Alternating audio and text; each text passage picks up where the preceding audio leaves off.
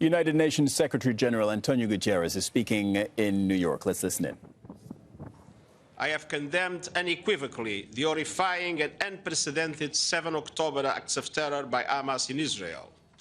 Nothing can justify the deliberate killing, injuring and kidnapping of civilians or the launching of rockets against civilian targets. End quote. Indeed, I spoke of the grievances of the Palestinian people. And in doing so, I also clearly stated, and I quote, "But the grievances of the Palestinian people cannot justify the appalling attacks by Hamas." It was necessary to set the record straight, especially out of respect to the victims and to their families. Thank you. Thank you.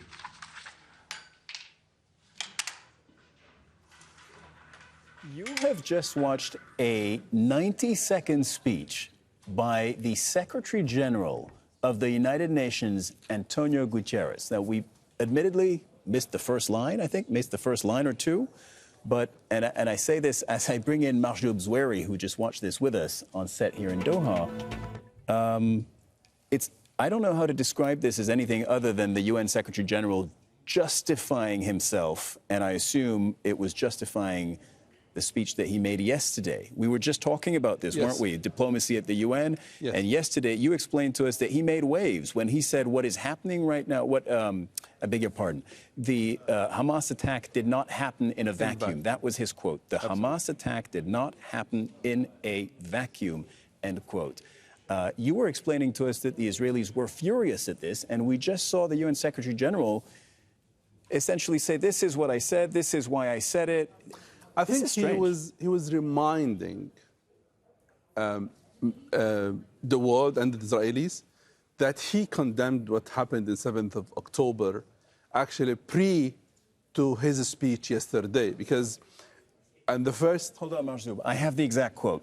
Yes. Because we tuned in 20 seconds late, and then, well, not late, but this was a 2-minute speech. Yes. The quote is, Guterres says that it is false to say he was justifying acts of terror by Hamas. It is false to say he was justifying acts of terror by Hamas. That is what he was accused of doing by Israel. Yes, because the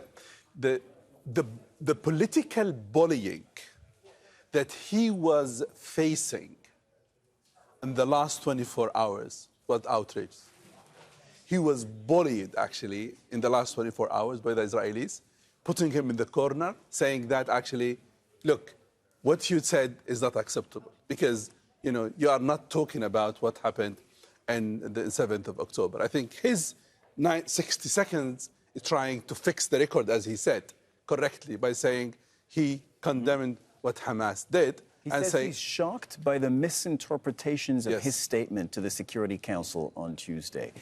I think he was actually reacting to the call for his resignation and to his statement. I think it was a very clear message that, this is what I said, and this is also what I believe in. It was very, strong statement from him.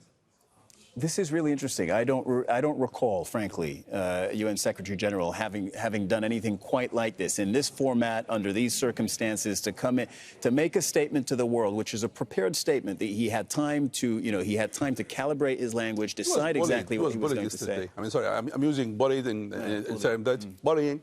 He was bullying, actually, in the last 24 hours, a lot in the media, especially even from Israeli media. It was, Okay, I think we'll talk about this again. Mahjoob, thanks for your snap analysis on this.